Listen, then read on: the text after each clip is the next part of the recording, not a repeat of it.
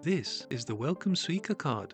It's a travel and shopping card designed for short-term tourists to Tokyo and Eastern Japan. It works great, but the way it's designed makes it possible to trap and lose money if you aren't careful.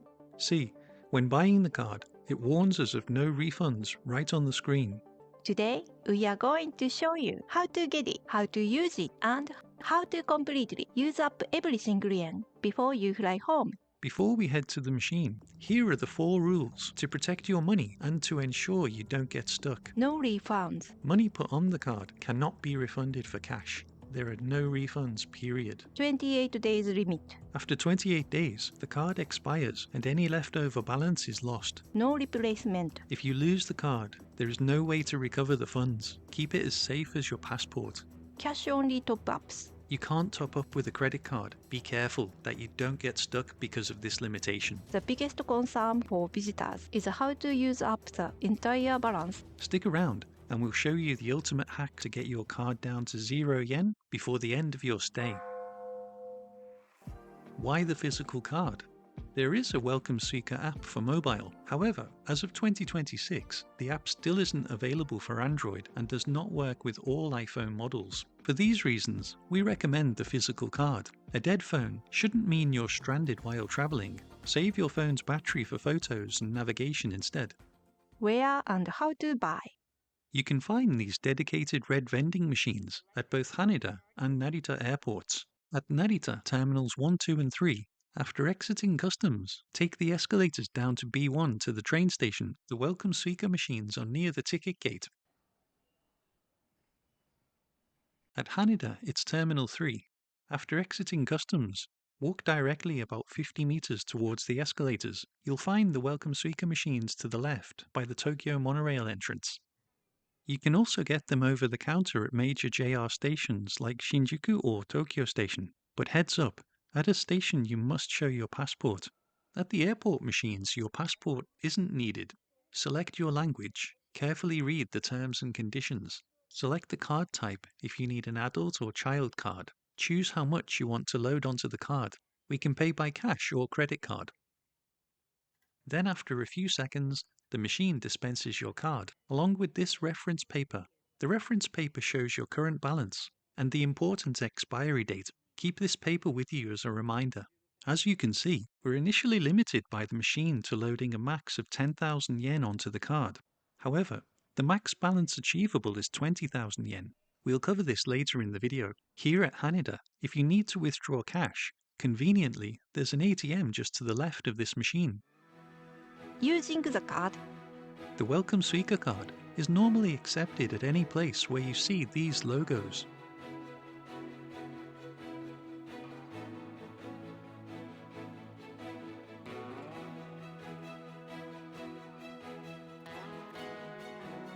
For train travel, using it is simple. Just tap the IC logo.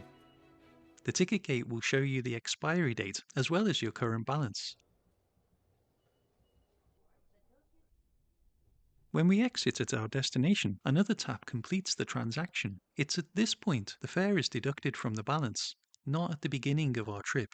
Plus point, for train travel, using the card makes fares a few yen cheaper compared to paper tickets. For example, the standard fare from Harajuku to Shibuya is 160. This drops to 155 when using a Welcome Suica. Tip, give the gate a second or two to read your card. If the card hasn't been read completely, the gate will close. If this happens, try tapping again, or if the gate still doesn't open, see a ticket officer nearby. The Welcome Suica is not just for trains. You'll see the IC logo in shops and some taxis and even arcades. If you have 300 yen to spare, you can use your card to play Mario Kart or air hockey at the Namco arcade. It's a fun way to chip away at your balance. When you're in a store or restaurant and want to pay by Welcome Suica, here's the Japanese. Suica de. The polite version is to add お願いします。Suicaでお願いします。はい、追加ですね。はい、ありがとうございます。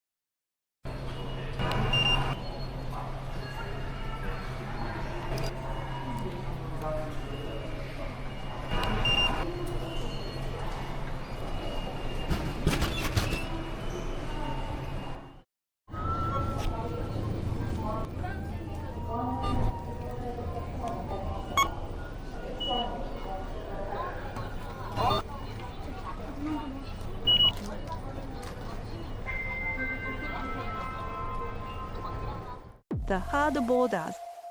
This is where people get stuck, including us.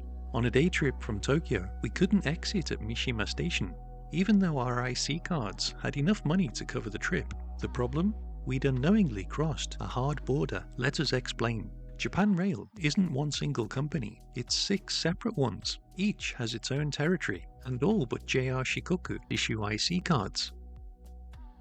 Look at this map. The shaded pink areas show where IC cards can be used in the country. Any IC card can be used in any of the shaded areas. The only limitation is, we cannot use an IC card to travel from one shaded area to another. We couldn't travel from Nagoya to Tokyo, as we'd be crossing a hard border at this point. This is what happened to us.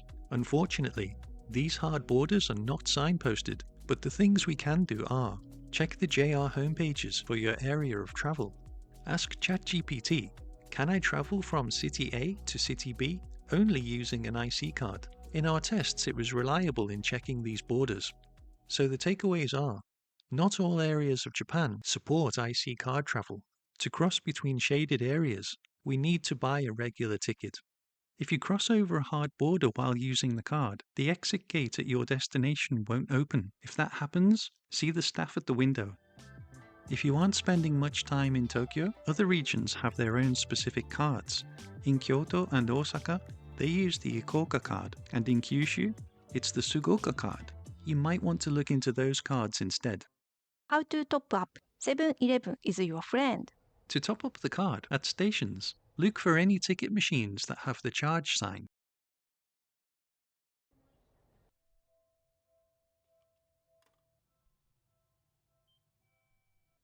Alternatively, any of the 7-Eleven ATMs, you can find them in most 7-Eleven stores, as well as airports, malls and stations.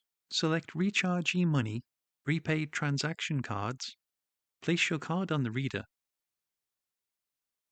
Select the amount to charge, take your card when the process is completed. We think that 7-Eleven is the easiest way to top up. By topping up, it's possible to put up to 20,000 yen onto the card. But we need to remember, we cannot use a credit card unfortunately. Getting the card to zero balance. Now for the zero out hack. Since there are no refunds, you don't want to leave money on the card. If you're at the convenience store and your coffee is 200 yen, but your card's balance is only 50, don't worry. We can split the payment with cash. Tell the cashier. スイカと現金で。スイカと現金で。 Tap your card to drain the final 50, then pay the rest with cash. Now your Welcome Suica has gone from being a travel pass to a souvenir. Comparison with a regular Suica. If you are staying longer than 28 days or returning to Japan soon, you might want the regular green Suica instead. Here are the main differences between the two cards. As this video focuses on Welcome Suica, we've put a mini wiki in the description about how to get a regular green Suica. If you're looking for an exciting day trip to test out your new Welcome Suica, check out our guide here to the Great Standing Buddha.